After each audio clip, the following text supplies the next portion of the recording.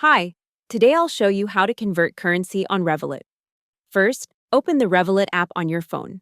Use your passcode, Face ID, or Touch ID to sign in. On the home screen, tap the three dots or More button to open the full menu of options.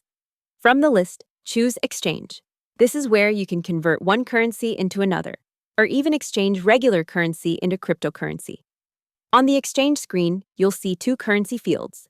The top one shows the currency you're selling, and the bottom one shows the currency you're buying. If you want to switch them, just tap the swap icon between the two. Now, type in the amount you want to convert. Take a moment to review all the details carefully: the currencies, the amount, the exchange rate, and any fees shown on the screen. When everything looks correct, tap Confirm Order to complete the exchange. Hope the tutorial was helpful. Subscribe to my channel and see you in the next video.